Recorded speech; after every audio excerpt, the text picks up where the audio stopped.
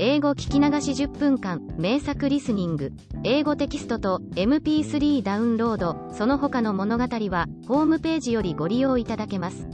88thpp.com 88thpp.com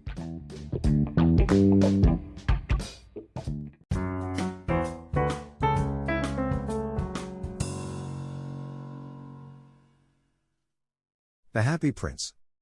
High above the city, on a tall column, stood the statue of the Happy Prince. He was gilded all over with thin leaves of fine gold, for eyes he had 2 bright sapphires, and a large red ruby glowed on his sword hilt. He was very much admired indeed. He is as beautiful as a weathercock, remarked one of the town councillors who wished to gain a reputation for having artistic tastes, only not quite so useful, he added, fearing lest people should think him unpractical, which he really was not. "Why can't you be like the Happy Prince?" asked a sensible mother of her little boy who was crying for the moon. "The Happy Prince never dreams of crying for anything." "I am glad there is someone in the world who is quite happy," muttered a disappointed man as he gazed at the wonderful statue.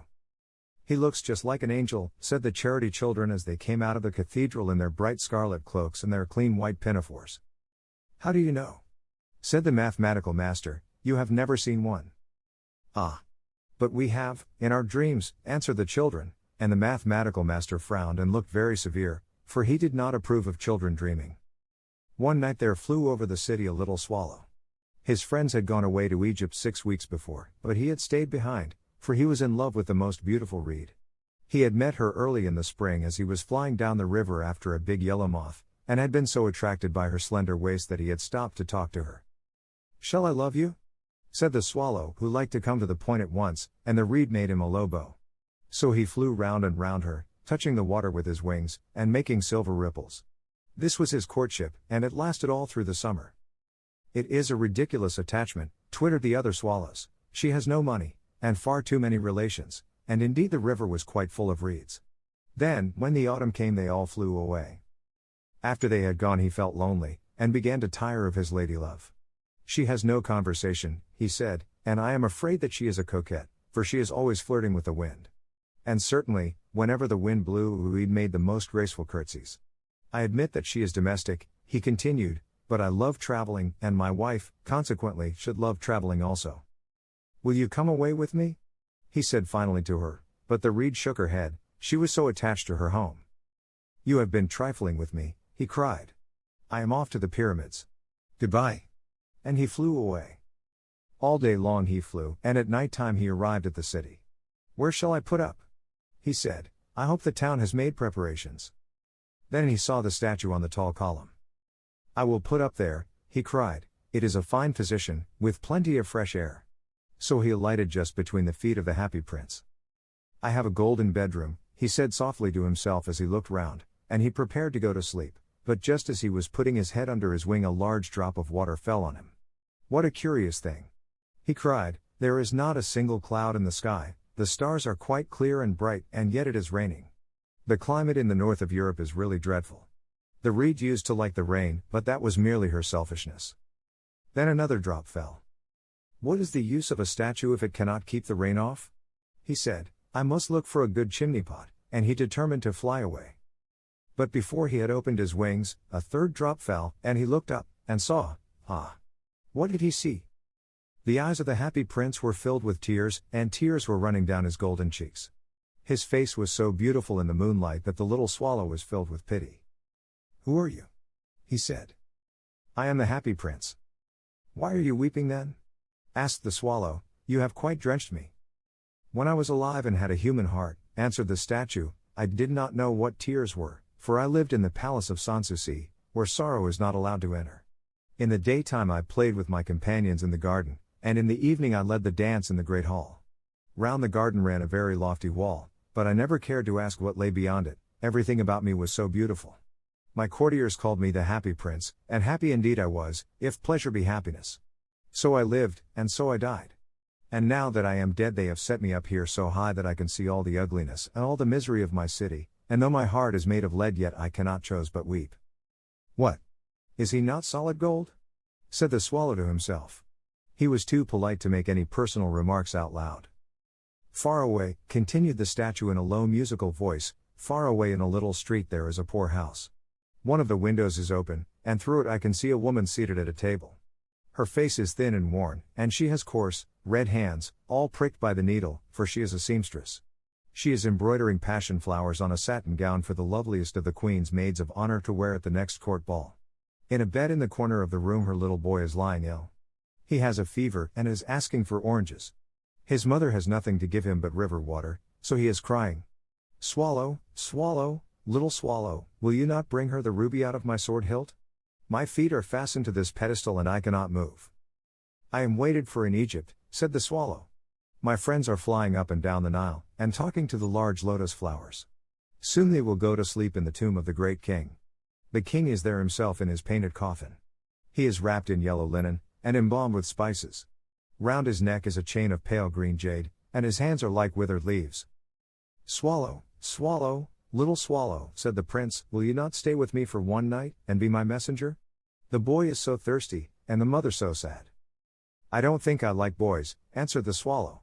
Last summer, when I was staying on the river, there were 2 rude boys, the miller's sons, who were always throwing stones at me. They never hit me, of course, we swallows fly far too well for that, and besides, I come of a family famous for its agility, but still, it was a mark of disrespect. But the happy prince looked so sad that the little swallow was sorry. It is very cold here, he said, but I will stay with you for one night, and be your messenger. Thank you, little swallow, said the prince. So the swallow picked out the great ruby from the prince's sword, and flew away with it in his beak over the roofs of the town. He passed by the cathedral tower, where the white marble angels were sculptured. He passed by the palace and heard the sound of dancing. A beautiful girl came out on the balcony with her lover. How wonderful the stars are, he said to her, and how wonderful is the power of love. I hope my dress will be ready in time for the state ball, she answered. I have ordered passion flowers to be embroidered on it, but the seamstresses are so lazy. He passed over the river, and saw the lanterns hanging to the masts of the ships. He passed over the ghetto, and saw the old Jews bargaining with each other, and weighing out money in copper scales. At last he came to the poor house and looked in. The boy was tossing feverishly on his bed, and the mother had fallen asleep, she was so tired. In he hopped, and laid the great ruby on the table beside the woman's thimble. Then he flew gently round the bed, fanning the boy's forehead with his wings. How cool I feel, said the boy, I must be getting better. And he sank into a delicious slumber. Then the swallow flew back to the happy prince, and told him what he had done.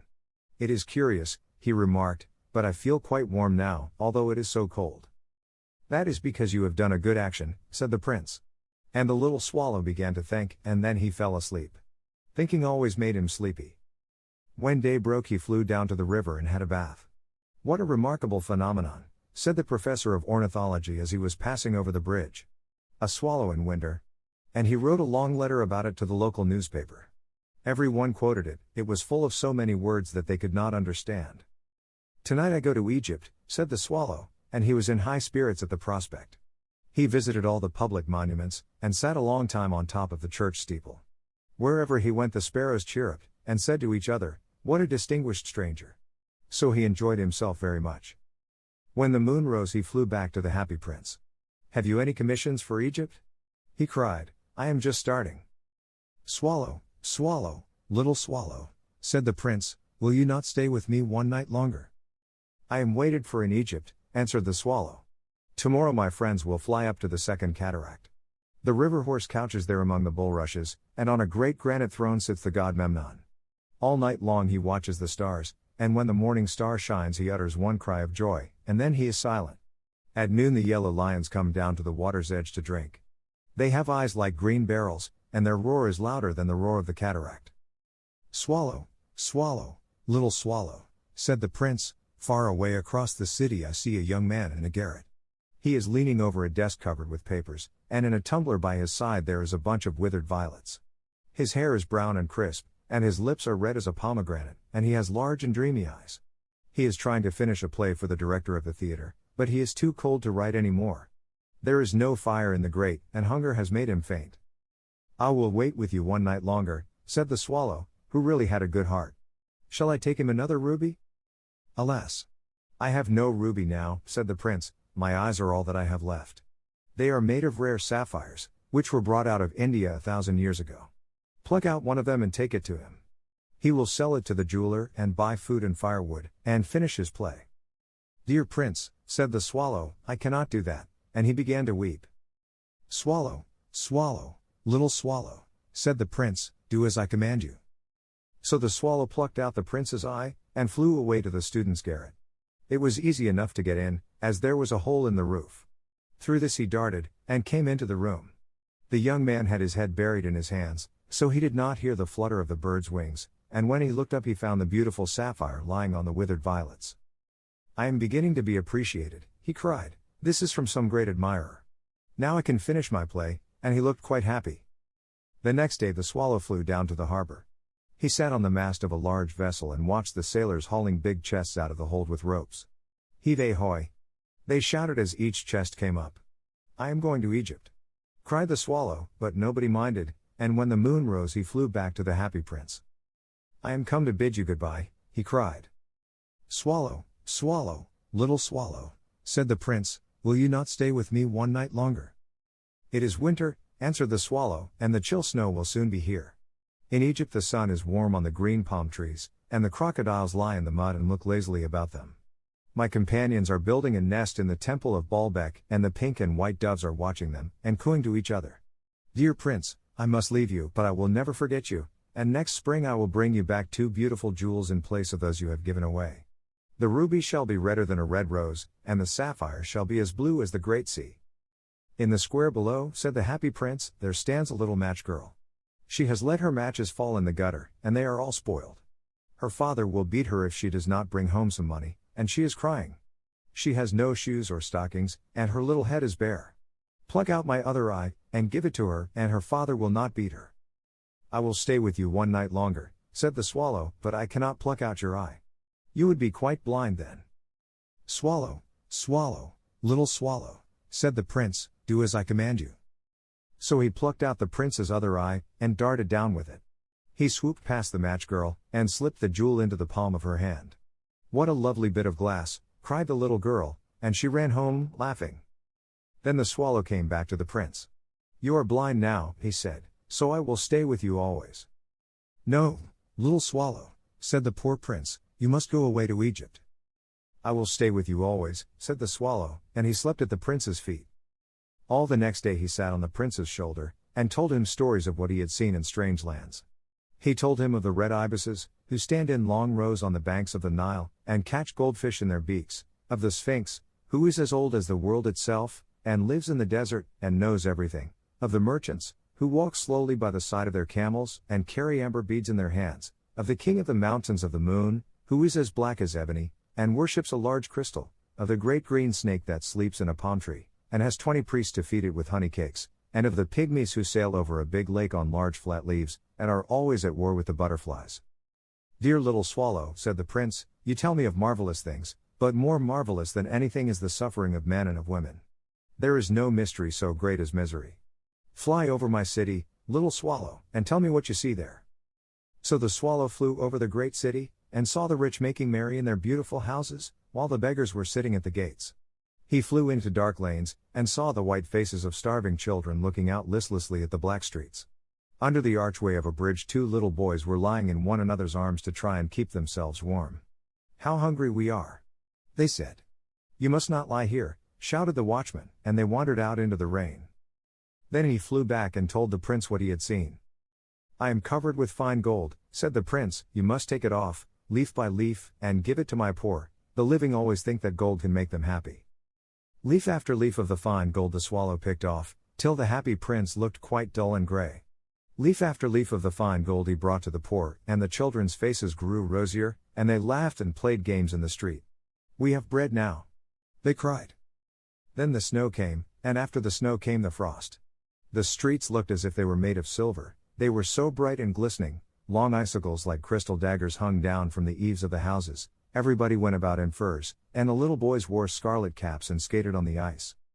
The poor little swallow grew colder and colder, but he would not leave the prince, he loved him too well. He picked up crumbs outside the baker's door when the baker was not looking and tried to keep himself warm by flapping his wings. But at last he knew that he was going to die. He had just strength to fly up to the prince's shoulder once more. Goodbye, dear prince, he murmured, Will you let me kiss your hand?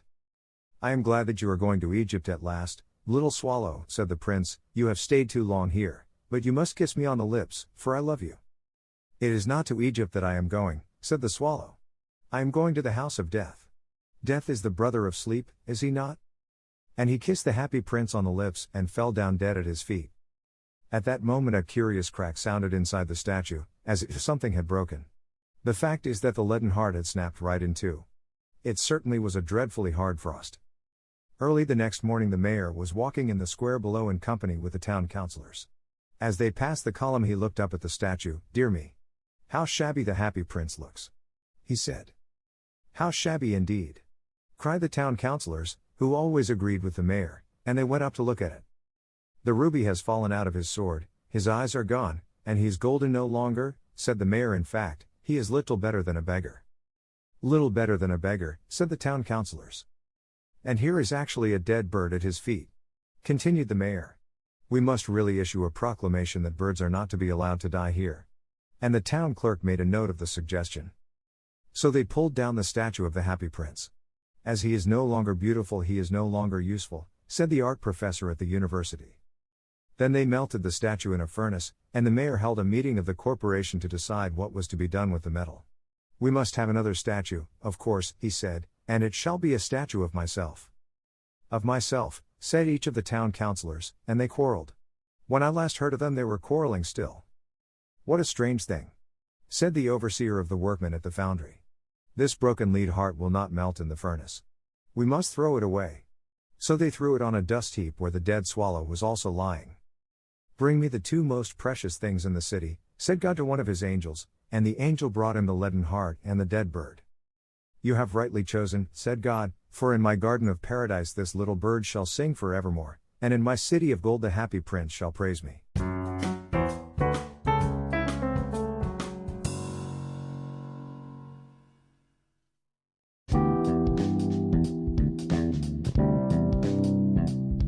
英語聞き流し10分間、名作リスニング、英語テキストと MP3 ダウンロード、その他の物語は、ホームページよりご利用いただけます。